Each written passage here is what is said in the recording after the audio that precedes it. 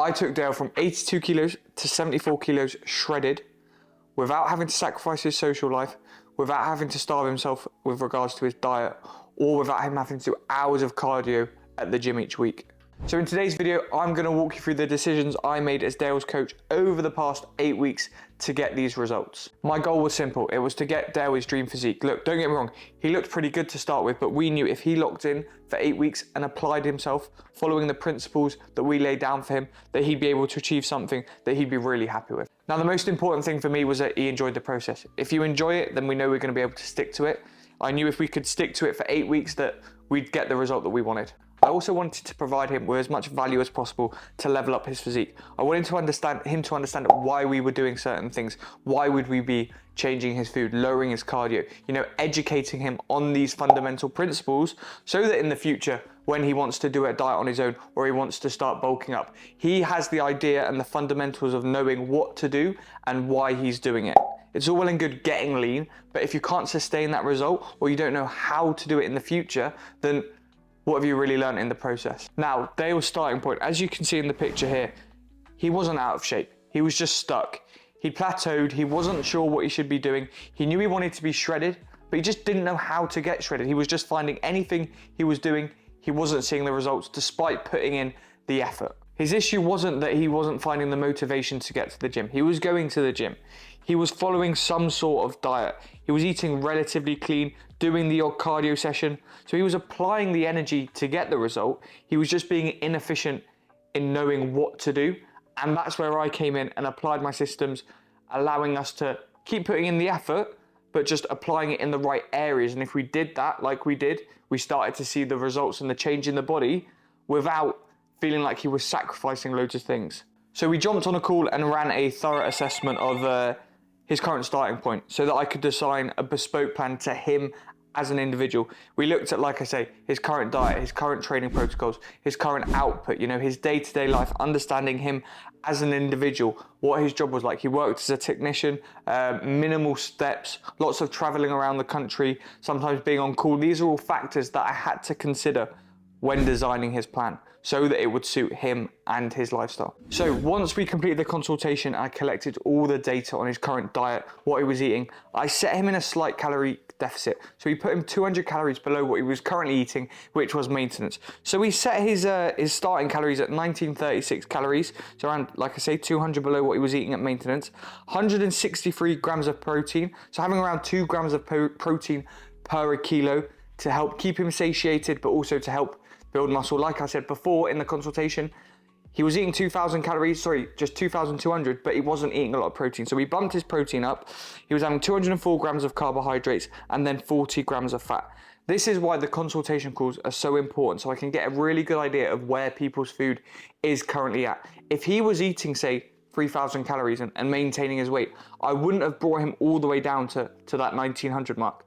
But I found out what he was eating roughly, I calculated it, and then I reduced them calories slightly and changed his macros to put him in a position where he's going to be building muscle through the higher protein intake. And then his meals were split into 3 whole meals and then 1 like pre-bed snack, a Greek yogurt meal, just to keep him satiated before bed so he wasn't going to bed hungry, so that he could sleep well and give him lots of energy for the next day. So from the consultation call, I found out that he was using a typical gym bro split, right? He was training arms on their own, chest on their own, back on their own, legs on their own, and then shoulders. So we changed that up and we implemented a push-pull legs, upper lower split. And the benefits of that is that across the week, you're hitting muscle groups more frequently. So he was going from hitting each muscle group once a week to twice a week. He was also training in a really well-equipped gym. So we were able to give him rotations of different exercises so that we had scope to progress, right? If you're training in a gym with really bad equipment, we might be limited to just 1 rotation of exercises, but because he was training in a well-equipped gym, we could give him that variation. We also reduced his volume because he was going in doing like 20 sets of chest on a chest day. What we did, we divided his volume between 2 sessions in the upper and the push day, and then maybe doing around 8 working sets on each session. So across the week, he was hitting a little bit less volume, but he was dividing it into 2 sessions, so he was able to give more effort towards them sessions versus doing 20 sets on 1 chest day where the volume that you're doing at the end, the quality of volume is just junk volume, right? By the time you get to the end of a session and you're doing 20 sets, you're going to be so fatigued that you're not really working out properly. So with his training, we were really going to focus straight away on improving his tempo, range of motion, and then enforcing progressive overload. This came through the app, which showed videos of me performing exercises, explaining how I wanted him to perform them with regards to the range of motion and the tempo that he should be lifting at. And then by recording his workouts on the app, each week he was going to enforce progressive overload, where each week we'd be lifting more weight, lifting it for more reps across the 8 weeks. So like I said before, Dale was already sort of doing some form of cardio. He was running every now and then. All I said to him now was, right, let's be consistent. Let's do 20-minute runs on your rest day. So he was training 5 days a week, and then he was having 2 rest days, and then just doing 8K steps a day. So like I said, he was driving around a lot with his job, very sedentary. It was unrealistic for me to go and tell him to do 10K plus steps a day. He was already doing 8K steps, and he said, look, I don't have time to do any more than that. So we kept it at 8K, and we were gonna look to increase his cardio with regards to the expenditure. Weeks 1 to 3 was all about establishing a baseline. So initially, whenever you start like a transformation, you always get, well, you should get like a quick drop off in weight, putting you in a nice little deficit, making sure we're losing weight straight away, especially when motivation's high at the beginning. We wanna make sure that the effort we're putting in, we're then seeing results, right? So we lost 4 kilos in the first 3 weeks. Perfect, great start. The goal is to be losing 1% a week at the beginning. So we were ahead of schedule straight away. And the goal was just to establish consistency within his diet. That's what I want people to do at the beginning of their plan. Just follow the plan so I can see how your body adapts. I don't want you to undereat. I don't want you to overeat. I don't want you to do more cardio than I say. I don't want you to do less cardio. I want you to just stick to the plan so we can see how the body adapts. Then we want to improve his training. So he's sending lots of form clips over to me on WhatsApp every day of each session, 1 set of each exercise. So then I can give him feedback on what he can be doing to improve his training. With regards to a physique transformation, the weight loss is going to come from the diet, from the expenditure. The muscle gain that he's going to experience is going to come from, yes, having high protein, but also improving his training, improving his form, improving his range of motion, enforcing progressive overload. If we do that across 8 weeks, that's how we're going to build a physique. So what we did after 3 weeks, we were assessing his body weight each day, each week, looking at the changes in his physique, and then making manipulations if we needed to. For Dale, everything was working smoothly. We just left it for the first 3 weeks, saw his body weight come down, and then went from there with regards to changes later on. So weeks 3 to 6 were all about steady fat loss. We went from 78 kilos to 75 kilos, so still losing a kilo a week, which is very impressive. You know, losing over 1% a week. I wouldn't expect that typically. So we manipulated his food each week based on how his physique was looking, how his body weight was changing. Dale's physique was changing quickly. We didn't have to make many food changes. We just were manipulating his carbohydrates and slowly tapering up his cardio, as you see here. With regards to his training, week 1 to 3 was all about improving his form, tempo. From there, weeks 3 to 6, we were like, right, let's try and get stronger each week while keeping the same form, the same tempo. Each week we were trying to lift more weight or increase the amount of reps we were doing for the weight compared to the previous weeks. Then it was all about, right, let's manage fatigue as best as possible. We had lots of social events. Look, Dale was a sociable guy, right? On the weekends he'd be going out, and I didn't want to tell him, right, you can't go out for 8 weeks. So we just put protocols in place to allow him to have the odd drink, to eat a little bit more food. When he was out with his mates, all we would do was put protocols in place like do a bit more cardio in the day that day, or reduce some of his carbohydrates. So at the end of the day, he was still having the same amount of calories, yeah, and still in the same deficit, but he was still able to go out with his friends, eat with them, and have a drink and enjoy his life, not feeling so restricted. Right, so the last 2 weeks, weeks 6 to 8, that was all about embracing the deficit, right? Last 2 kilos, still losing a kilo a week. I don't know how, but he's a machine, right? He was just doing it. So this was the lowest point of his food. The last bit of a diet is always gonna be a bit of a struggle, you know? It was his highest output as well, the most cardio he was doing, the lowest food, you know? But we were just all about, right, let's try and maintain training performance here. I'm not expecting him at this point to be getting stronger each week. You know, he's in a big deficit. He's built up a bit of fatigue. His body weight, he's just lighter, right? If you're 8 kilos down, you're gonna be weaker in the gym. So it was just about getting his head down, locking in, finishing this transformation, and embracing the fact that, like, yeah, you are gonna be a bit hungry, but the end goal is so close that, right, if we dig hard for 2 weeks, then we can start reversing out the diet from there. So if we look at the starting plan and the end plan, right, so the difference is with regards to the diet. His food ended up on 1630 calories. So if you look, we only had to drop his calories 300 calories, which is quite ridiculous. But then his protein, that was just trace protein that was coming down. So it was down 20 grams, but we would only be taking away from carbohydrates. But right, if you take away some rice or some pasta. That's still got trace protein. So that's why his protein came down. And then his carbohydrates, again, we took away around 30 grams of carbs there. And then we took around about 12 grams of fat, taking it down to 28 grams. And that just came from removing dark chocolate in some of his meals, in his pre-bed meal, sorry. And then if we look at his training, like nothing changed with regards to the split.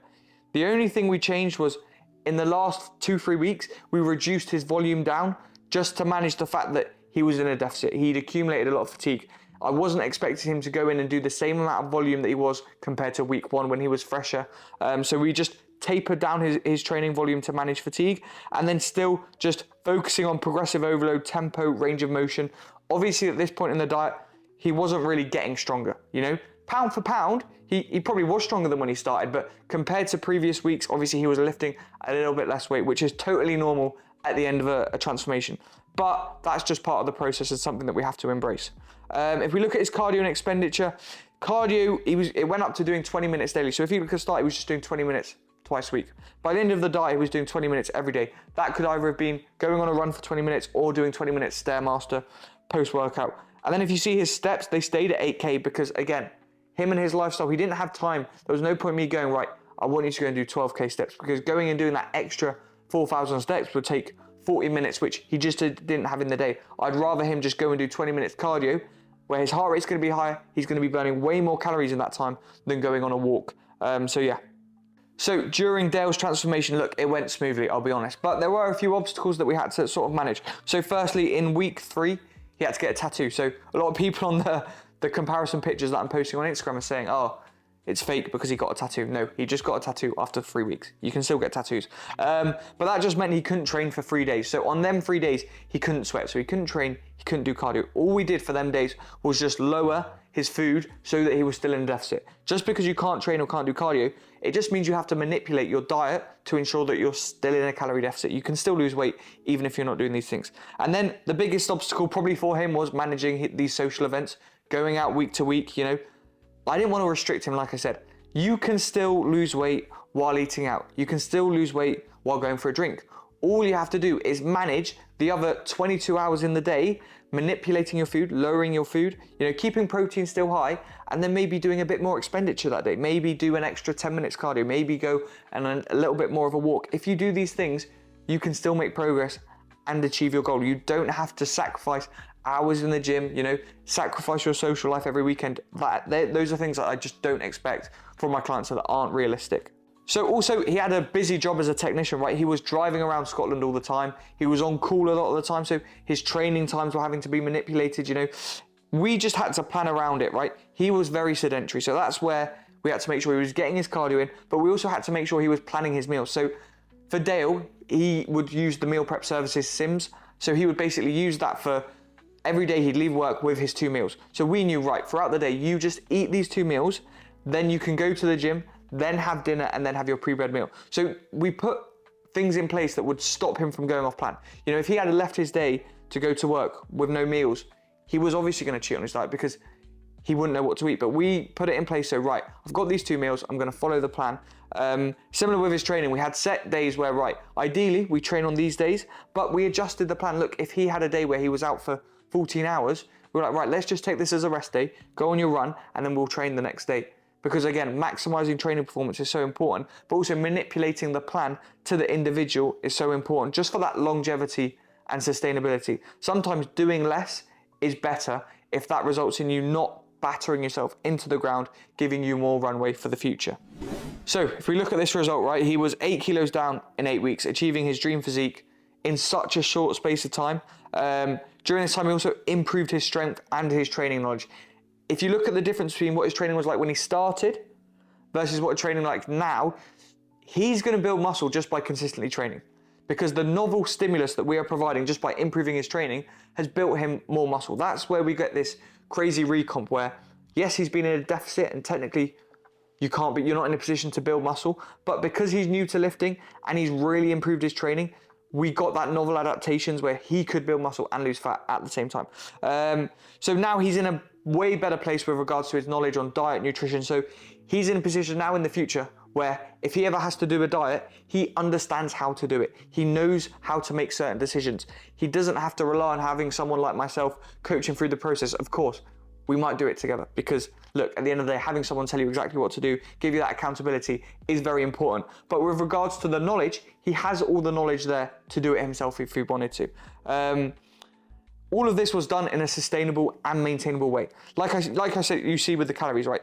They're low, but they're in a position now where he can reverse out nicely.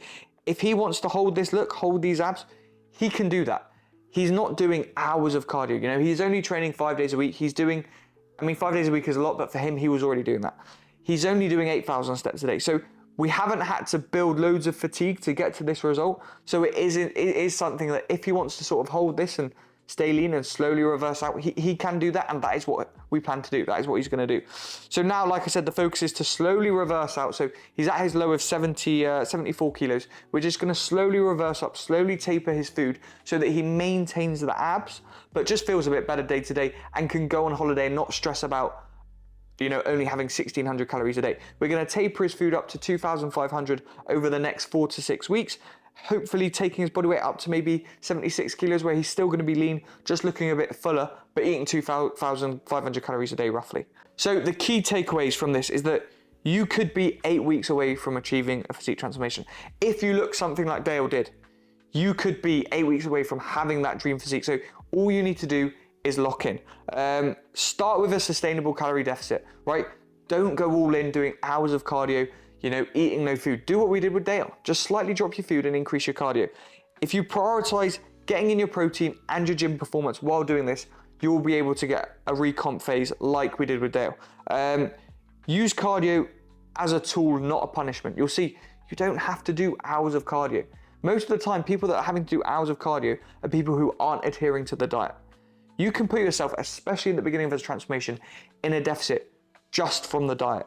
Then I'd advise you to use cardio as your body weight creeps down, just to keep you in that deficit. You know, your maintenance is going to drop as you lose weight. So use that cardio to put you in that deficit as the process goes on.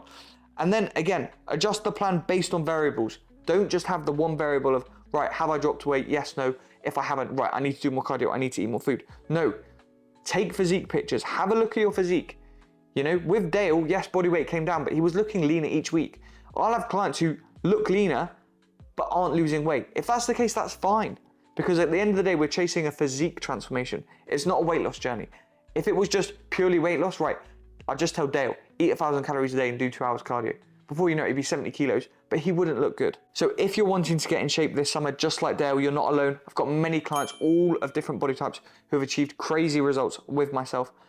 Drop me a message or fill in the form in my bio if you are serious about getting a result this summer.